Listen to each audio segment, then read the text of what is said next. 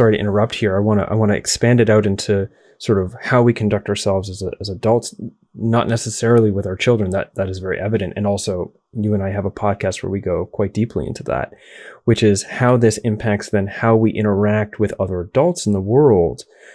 Because, you spoke about, a lot of this degrading of child rearing practices is profit driven. While much of our, in the United States and Canada, the sort of, would say global civilizational sort of profit agenda, consumerist profit industrial agenda, is very much sort of an undermining of, like Gabor Mate says, like something like it is founded on the denial of human needs. And it changes how we show up in the world. So you talk about this heightened stress response thing, seeing threat everywhere. We can't connect if we're in that kind of place, but we do strategize to keep ourselves safe. And you talk about how when we're in the cycle of competitive detachment, our nervous systems, our sense of self, our sort of assessment of the world is all being informed by these unnested conditions. There's a sort of a pattern of sort of safety or like strategic sort of attempts at safety, that are sort of characterized by being in this place. You talk about it as dominant and submissive. Can you talk a little bit about how and why that plays out in social circumstances? And then maybe expand that into how that then impacts the sort of health of a community. We won't go all the way up into society. That would become evident, but how that would interact in the health of a community, be it a work community, personal community, etc. Right. So our neurobiology has multiple aspects to it. And Paul MacLean had a triune brain theory that's been disputed, and the evidence is that it's much more complicated than what he was telling us. But what was important about his theory is that he described the mindsets that we can get into, a global mindset.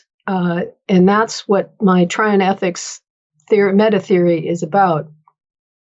So when you stress, well, there's three, I'll just say the three aspects are self-protectionism, which I've called safety or security system, but self-protectionism is more of an accurate term. Engagement, social engagement, relational attunement, and then the imagination, which builds on one or the other. So when you're under cared for, when you're unnested, or when you feel extreme threat, if you have been a nested person, you'll go into this self-protection mode, because that's what your body doesn't want to die, right? And so it takes over and then shifts the blood flow and makes you oriented to finding ways to be safe.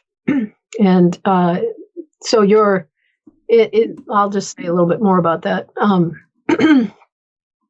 In the nested case, those systems are not enhanced. They're there because we inherit them, they're innate, but they're not conditioned up. In the unnested condition, they're conditioned up to take over your personality.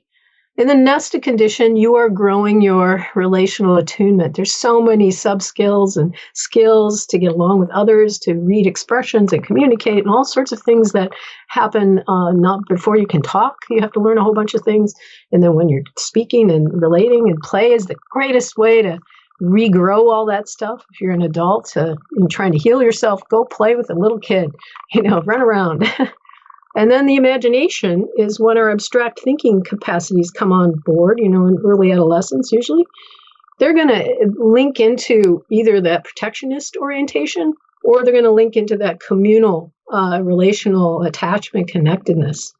And so you can see in our ancestral context, places where the nest is provided, the imagination is used to